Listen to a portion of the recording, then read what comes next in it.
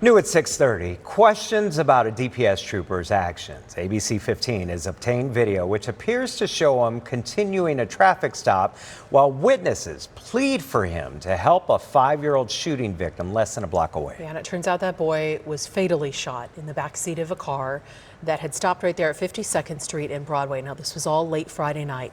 ABC 15 investigator Zach Crenshaw has been going over this video. And Zach, I understand that you also spoke with witnesses. Yeah, you know, both men, the witnesses we're talking about here, are cop watchers. They videotape police across the valley. They just happened to be in Tempe when the victim's car pulled up to the nearest intersection. One man recording, Scott, tells me he thinks the driver stopped there because they saw the police lights and thought law enforcement would rush over to help. But that is not what happened. And a warning. This video is difficult to watch.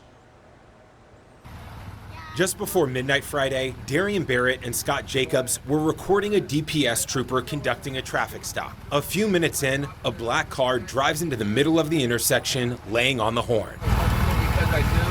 Then multiple people jump out and run. Hey, we got an accident or a road rage over here, officer.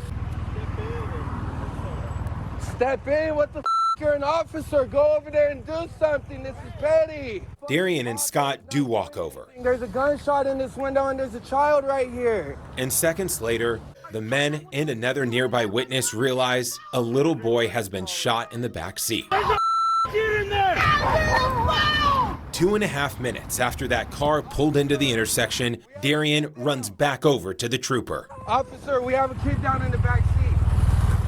There's at least 4 shots into the window. Scott narrated his emotions as he yelled at the trooper, still wrapping up the traffic stop. There's a kid shot! What the hell is wrong with you, dude?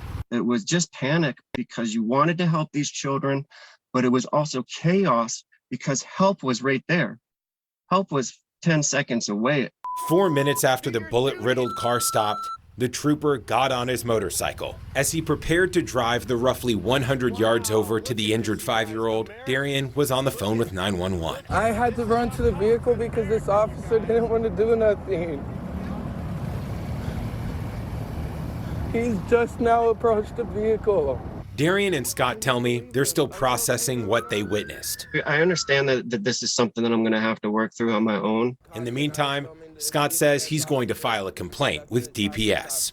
I mean, when we talk about derelict of duty, this is the definition of it. And I don't know what the laws are or what the charges are for that. But he should not be allowed to retain his position.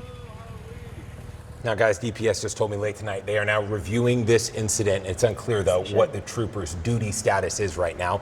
The 2 other children who were shot in that back seat of that car are out of the hospital. As for arrests, Tempe police haven't made any. It's just shocking to see. You have to be human first. Right. Go be a human first. Really tough to watch. Yeah, it sure is. Thank you for warning us, too, before that.